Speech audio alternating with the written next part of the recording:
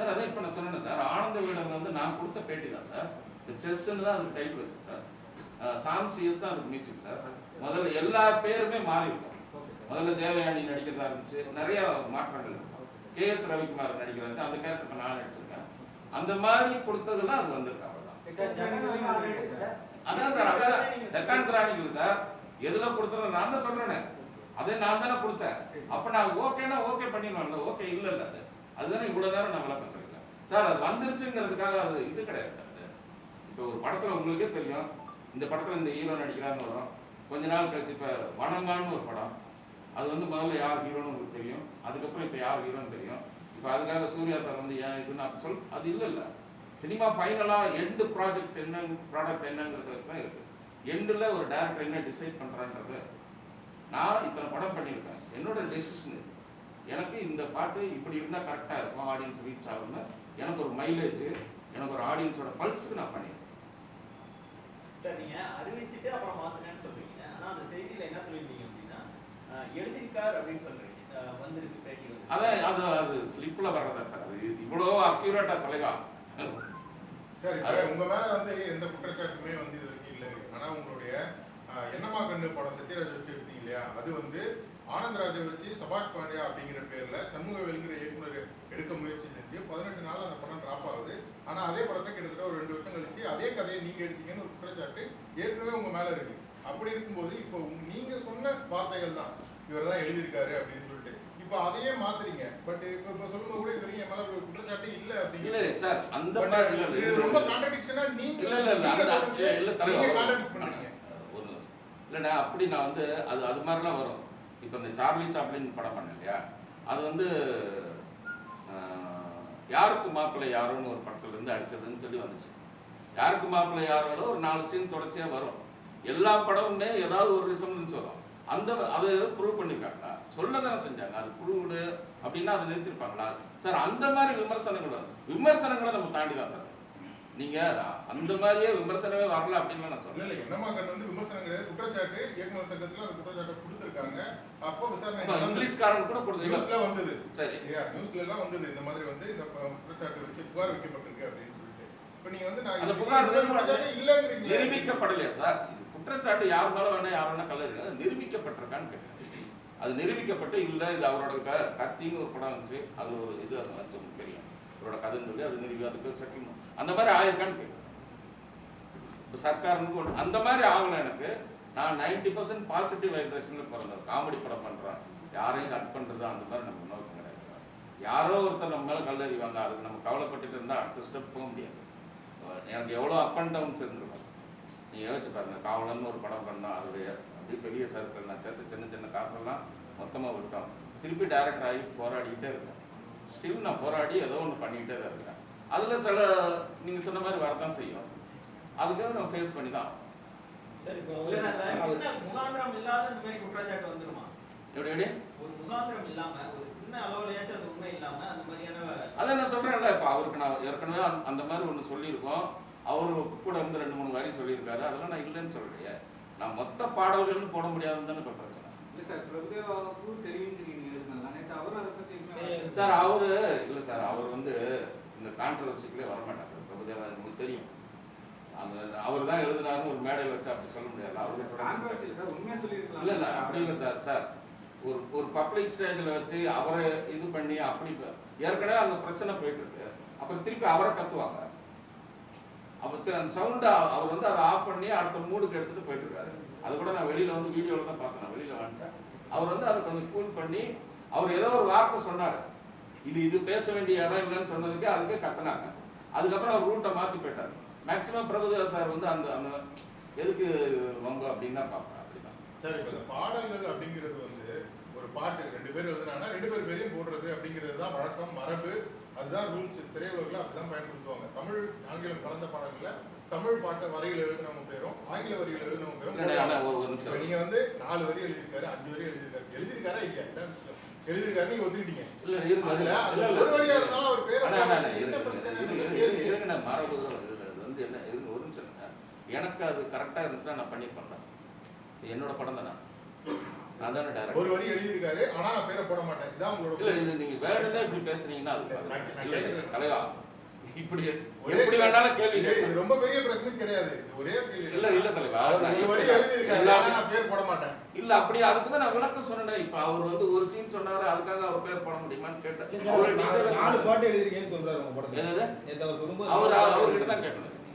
அவர் சொல்றது அவரோட நீங்க சொன்னது அவரு எழுதின 4 வரிகளை பயன்படுத்திருக்கேன். அவரே ஒரு பேட்டியில சொல்லியிருக்காரு, ஜிஹெச்ல இருக்கிறாங்க உச்சி உச்சி அது வந்து டைரக்டர் அவங்க காலேஜ்ல எழுதின பாட்டுன்னு அவரே சொல்றாரு. இல்ல அது இப்ப அது இல்ல. நான் வந்து இந்த படத்துக்கு என்ன நியாயமா டைட்டில் கிரெடிட் கொடுக்கணுமோ அது கொடுத்து என்னோட சார் இந்த படத்தை நம்ம கஷ்டப்பட்டு உருவாக்கி ஒரு பெயரை கொண்டு வந்து நம்ம பண்றத இதுல எனக்கு எத்திக்ஸ் இருக்குல்ல, நான் என் எத்திக்ஸ் படி நான் கரெக்டா சொல்றேன். இது நான் அப்படின்னா பண்ண மாட்டேன். நான் கண்டிப்பா இது வரைக்கும் எனக்கு அந்த மாதிரி அந்த வேற ஒருத்தர் எழுதின பாட்டு என் பாட்டுன்னு அந்த மாதிரி அது இதுவே இல்லை சார். அது கொஞ்சம் நம்புங்க ப்ளீஸ். இல்ல சார், அவர் கேட்ட கேள்வி வந்து கரெக்டான கேள்வி தானே ஒரு வரி எழுதினாலும் அதை நீங்க யூஸ் அவர் பேர் போடுறதா ஒரு வரி அப்ப அதுதான் அது அவ்வளவு குழந்தைங்க சொன்ன மாதிரி சொன்னேன். அவர் ஒரு சீன் சொன்னா அப்ப வந்து கதை போடுவீங்களான்னு சீன் வேற இல்ல, எழுதுறது வேற. மதுரை செல்வம் வந்து நண்பா என்ன மறந்துட்டேன் 4 வரி சொல்லுவாங்க அது போட வேண்டியது தானே சார், அது மரபு தானே சார், போடுறது மரபு தானே சார். அது என்னோட சரி இப்போ ரீசெண்டா தனுஷ் சார் சார்ல ஒரு பையன் ஒரு 4 வரி சொன்னதுக்கு ஒரு வரி அவர் பேர் எழுதியிருக்காரு, போட்டாரு. ஆனா அந்த ஒரு வரி எழுதுனதுக்காக நான் பேர் போட மாட்டேன் அப்படிங்கிறது உங்களோட கருத்தா அப்படிங்கறத கேள்வி. இல்ல சார், இது எனக்கு புரியல சார். சார், ஒரு வரி எழுதியிருக்காரு. அவர் யார ஒரு வரியாவது பாட்டுல பயன்படுத்தி அப்ப பாட்டுல வந்து ஒரு வரி எழுதியவர்னு பண்ணுமா? இல்ல பயன்படுத்திட்டீங்களா இந்த இல்ல பாடலில் ஒரு வரி எழுதியவர்னு பண்ணுமா? பயன்படுத்தி இல்ல நான் பயன்படுத்துறதுக்கு நான் ஒரு படத்துல நடிக்க வைக்கிறேன். அவருக்கு அதுக்கு வேற மாதிரி ஒரு பரிகாரம் செய்யறேன் சார். இந்த படத்துல பெரிய கேரக்டர் நடிக்க வந்திருக்காரு. கேரியர் பெஸ்ட் கேரியர் நடிக்க வந்திருக்காரு. சார் பரிகாரமா தான் நடிக்க வைக்கீங்களா சார்? அதுக்கு முன்னாடியே நடிக்க அண்ணே சார் ஓகே இப்போ விளக்கம் இது பண்றது திருப்பியும் அதை காண்ட்ரோல் சார் சார் இவ்வளவு படம் கேள்விகளுக்கு பதில் சொல்ல மாட்டீங்க. சார் அதாவது தெளிவான ரொம்ப இது பெரிய எல்லாம் காம்ப்ளிகேட்டடே கிடையாது. அவர் ஒரு வரி எழுதியிருக்காரு, அவர் எழுதின ஒரு வரியை நான் பயன்படுத்தியிருக்கேன், ஆனா அந்த ஒரு வரிக்காக என்னால பேர் போட முடியாது அப்படிங்கிறது தான் நீங்க எடுத்திருக்க ஸ்டாண்டா? ஆமா. வேற ஏதாவது கேள்வி சார், அவர் படத்துல வந்து என்னவா ஒர்க் பண்ணாரு சார்? படத்துல ஈபி ஆனா அவர் பேர் கேட்டு அவர் வேண்டாம் சார். சார் நீங்கள் இவ்வளோ படம் பண்ணியிருக்கீங்க, நிறைய பேரை வளர்த்து விட்டுருக்கீங்க. இந்த ஒரு சாங் 6 சாங்குக்காக நீங்கள் விட்டு கொடுக்க மாட்டேன்றீங்க. எதனால, என்ன ரீசன் சார் அது? இது விட்டு கொடுக்கல சார். நான் எழுதின பாட்டுக்கு நான் என் பேர் வளரும் கலைஞருக்கு ஏதாவது ஒன்று பண்ணி இது வரைக்கும் பண்ணியிருப்பீங்க. அப்படி இப்ப நான் எழுது என் உழைப்புக்கு நான் இன்னொருத்தர் பேர் நான் இது ஒவ்வொரு வரியும் நான் எழுதுன எழுத்து சார். இது ஏன் விட்டு கொடுங்கன்னு சொன்னா இது என்ன அப்ப யாரோ ஒருத்தர் ஒரு அசிஸ்டன்ட் டேரக்டர் கஷ்டப்படுற நீ டேரக்ஷன் பேர் போடலாம் அப்படின்னா இது எனக்கு தானே சார் தெரியும். அந்த வழி என்னன்னு எனக்கு தெரியும். நான் பாட்டு எழுதியிருக்கேன். இல்ல சார் அசிஸ்டன்ட் லிரிக்ஸ் அப்படி கூட போடலாம்ல. எது பாடல இப்போ உதவி பாடம் ஆசிரியர் டைட்டில் சொல்லு. இல்ல உங்களை தாண்டி யாரும் வரக்கூடாதுன்ற அந்த என்னை தாண்டி வரணும்னா என்னன்னா அப்படியா வணக்கம் அப்படியா இல்ல, ஒரு வரி எழுதினாருன்றதை நீங்களே ஒத்துக்கிறீங்க. என்னுடைய படம் எனக்கு போடுறதுக்கு இஷ்டம் இல்ல அப்படின்னு சொல்றீங்க. அதாவது தனி மனித ஒரு வரி விரோதத்தின் எழுதினாருன்றதை ஒரு நிமிஷம் ஒத்துக்கிறேன் சார். தனி மனித விரோதத்தின் காரணமாகவா இல்ல தனி மனித தனி காழ்ப்புணர்ச்சியின் மனித காரணமாகவா மேல அந்த அவர் வளரக்கூடாது அந்த அவரு தம்பி வளரக்கூடாதுன்னு நான் நினைக்கிறவனே கிடையாது. 10 அவர் இல்ல இல்ல ஒரு நிமிஷம் சார், ஒரு நிமிஷம். 10 வரிகள் எழுதின இடத்துல ஒரு வரிகள் எழுதியிருந்தாலும் அவரும் பாடலாசிரியர் தான் அந்த பாடலுக்கு. அப்படி இருக்கும்போது 9 வரி எழுதின நான் பெருசு, ஒரு வரி எழுதின அவர் சின்னதுன்னு நீங்க உங்களுடைய பாயிண்ட் ஆஃப் வியூல சொல்றீங்க. ஆனா எழுதினது எங்களை பொறுத்த வரைக்கும் 2 பேரும் பாடலாசிரியர் தான் அப்படின்றது எங்களுடைய கருத்து. அது போட உங்களுக்கு விருப்பம் இல்லை அப்படின்றப்போ உங்களுக்கு வந்து அதை தாண்டி அவர் வளரக்கூடாது என் பேர் தான் இருக்கணும்னு நீங்க நினைக்கிறீங்களான்னு கேட்கிறேன். அவர் வளரக்கூடாதுன்னு நான் சொன்னேன் இல்ல கேக்குறேன், எனக்கு விருப்பம் இல்ல நீங்களே அப்படின்றப்போ தான் சொல்றீங்க அவர் வளரக்கூடாதுன்னு. எனக்கு போட இஷ்டம் இல்ல அப்படின்றப்போ இல்ல சார், அந்த இஷ்டத்துக்கு என்ன காரணம்? இல்லங்க இதனால வளர்றதுன்னு இல்லைங்க. வளர்றதுங்கிறது அவரு சார் வளரக்கூடாதுன்னு நான் அந்த மாதிரி அந்த தம்பி எனக்கு வேண்டியவர். எனக்கு ப்ரொடக்ஷன்ல வந்து நிறைய ஹெல்ப் பண்ணியிருக்காரு. நிறைய விஷயத்த நான் அவர் மூலமா வந்து ப்ரொடியூசர் கிட்ட வந்து இப்படி பண்ண தம்பி ஒரு டப்பிங் ஆர்டிஸ்ட் கூட ஒருத்தர் மாதிரி ஃபிக்ஸ் பண்ணோம், இது நீ பேசணும்னு எனக்காக பேசி கொடுத்துருக்காரு. நிறைய பண்ணிருக்கேன். அண்டர்ஸ்டாண்டிங் இருக்கு. இந்த ஒரு விஷயத்துல நான் இந்த எல்லா பாடலும் எழுதியிருக்கேன். இந்த படத்துல சோலார் கிரெடிட் என்னோடதுங்கிறது என்னோட இது அவ்வளவுதான். இல்ல சார், கொஞ்ச நேரத்துக்கு முன்னாடி தான் சொன்னீங்க ஏதோ ஒரு அசிஸ்டன்ட் டைரக்டர் கூட அவர் பேர் கூட பேரை போட முடியுமா? ஈபிக்கு வந்து பேர் இல்லைன்னு விருப்பம் இல்லைன்னு இவர் சொன்னீங்க. மாதிரி சேர்த்து விட்டுருக்கலாம் சார். இல்ல ஏன் இது இவ்வளவு தலையா? சரி சார், இன்னொன்று அவர் ஒரு குற்றச்சாட்டு வச்சாரு, செலவு அதிகமானுச்சு அதை நான் சொன்னதுனால தான் இது பேரை போடலன்னு. அது சரி இப்போ 7 கோடி ரூபாய் படத்தை வந்து 15 கோடி ரூபாய் ஆக்குறதுன்றது இது தலைவர் ஒரு நிமிஷம். 7 கோடி ரூபாய் படத்தை 15 கோடி ரூபாய் நான் ஆக்குற வரைக்கும் என்ன பண்ணிட்டு இருப்பாங்க? சும்மா இருப்பாங்களா? சொல்லுங்க சொல்லுங்க. ஒரு ஈபி வந்து சும்மா இருப்பாங்க. 8 கோடி ரூபாய் நான் எக்ஸ்டெண்ட் பண்ற வரைக்கும் 1 லட்ச ரூபாய் எக்ஸ்ட்ரா போனாலே சினிமாவில் எவ்வளோ கேள்வி இருக்குன்னு தெரியும். ஒரே ஒரு நாள் ஜான் விஜய் வந்து குற்றாலத்தில் ஷூட்டிங்கில் வந்து பயங்கர மழை. ஆக்சுவலி இதில் நிறைய ஆர்டிஸ்ட் 18 ஆர்டிஸ்ட். ஜான் விஜய் வந்து அன்னைக்கு சும்மா உட்கார வேண்டிய சூழ்நிலை ஆயிடுச்சு. ஏன்னா நாங்கள் வெளியில் அவுடோரில் எடுக்க வேண்டிய சீனை வந்து அன்னைக்கு காம்ப்ரமைஸ் பண்ணி கொஞ்சம் சீனை மாற்றி இன்டோருக்கும், ஏன்னா மழை பெய்யறதுனால மாற்றிட்டோம். மாற்றுறதுனால சில பேர் சும்மா உட்கார வேண்டியதாக இருக்குது. சில பேர் பேக்கேஜில் வந்துடுறாங்க. ஜான் விஜய் வந்து பெர் டே பேசிஸில் வர்றாரு. அவருக்கு ஒரு நாளைக்கு 1 lakh. அவரு சும்மா உட்காந்துருக்காரு. இதை வந்து ஃபோட்டோ எடுத்து ப்ரொடியூசருக்கு அனுப்பி 1 lakh லாஸ் ஆகிடுதுன்னு சொல்லி ப்ரொடியூசர் எனக்கு மெசேஜ் போட்டு வாட் ஹேப்பன்னு அனுப்புகிறாரு.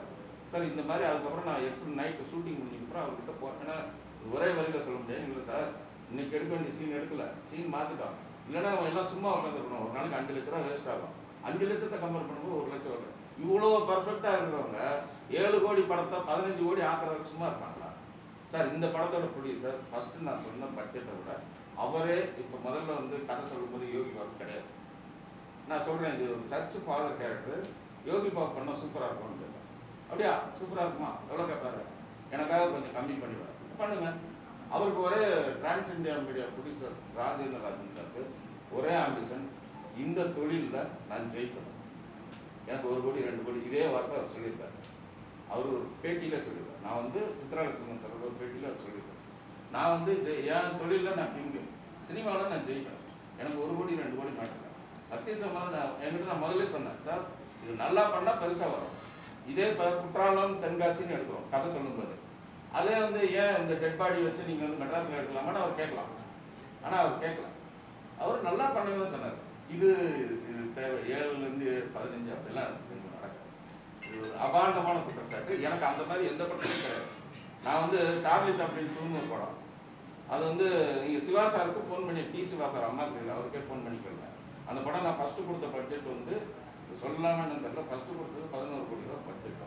ஆனால் நான் பண்ணி முடித்தது 9.5. இதுக்காக எனக்கு 10 லட்ச ரூபா எக்ஸ்ட்ரா கொடுக்குறேன். நீங்கள் அம்மா கிரியேஷன் சிவா சாருக்கு யார் வேணாலும் ஃபோன் பண்ணி கேட்குறது. அப்படி நான் நல்ல பேர் வாங்கினதுனால தான் ஒரு படம் ஓடுதோ சார், எனக்கு வருஷம் 2-3 படங்கள் கூட ஓடல சார். இப்போ நான் தொடர்ந்து படம் பண்ணுறது என்னோட கேரக்டராக தான் கொடுக்குறான். சரி ஓகே, அவன் சின்சியராக படம் பண்ணுவான் அப்படின்னு தான் கொடுக்குறேன். அதனால இந்த குற்றச்சாட்டு எனக்கு நன்றி நன்றி நன்றி நன்றி. அதை தவறாக பேசுறதா மன்னிச்சிருக்கேன்.